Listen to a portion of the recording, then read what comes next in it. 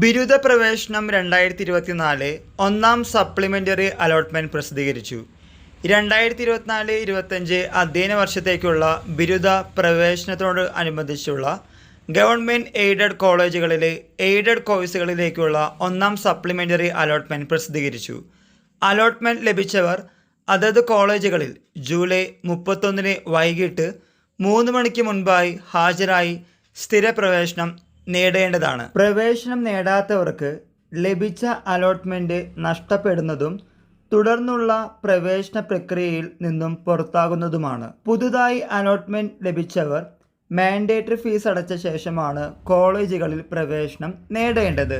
പ്രവേശനത്തിന് ഹാജരാകുന്നതിന് മുൻപ് കോളേജുമായി ബന്ധപ്പെടേണ്ടതും അവർ നിർദ്ദേശിക്കുന്ന സമയക്രമം പാലിക്കേണ്ടതുമാണ്. ലഭിച്ച ഓപ്ഷനിൽ തൃപ്തരായവർ രണ്ടാം സപ്ലിമെൻ്ററി അലോട്ട്മെൻറ്റിലേക്ക് പരിഗണിക്കേണ്ടതില്ലെങ്കിൽ ജൂലൈ 31 വൈകിട്ട് 3 മണിക്ക് മുൻപായി ഹയർ ഓപ്ഷൻ റദ്ദാക്കണം. ഹയർ ഓപ്ഷനുകൾ നിലനിർത്തുന്ന പക്ഷം പ്രസ്തുത ഹയർ ഓപ്ഷനുകളിൽ ഏതെങ്കിലും ഒന്നിലേക്ക് രണ്ടാം സപ്ലിമെൻ്ററി അലോട്ട്മെൻറ്റ് ലഭിച്ചാൽ ആയത് നിർബന്ധമായും സ്വീകരിക്കേണ്ടതും മുമ്പ് ലഭിച്ചിരുന്ന അലോട്ട്മെൻറ്റ് നഷ്ടപ്പെടുന്നതും അത് യാതൊരു കാരണവശാലും പുനഃസ്ഥാപിച്ച് നൽകുന്നതുമല്ല.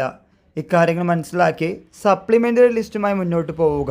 ഡിഗ്രിക്ക് പഠിക്കുന്ന നിങ്ങളുടെ ഫ്രണ്ട്സുമായും ഇക്കാര്യങ്ങൾ ഷെയർ ചെയ്ത് മുന്നോട്ട് പോവുക.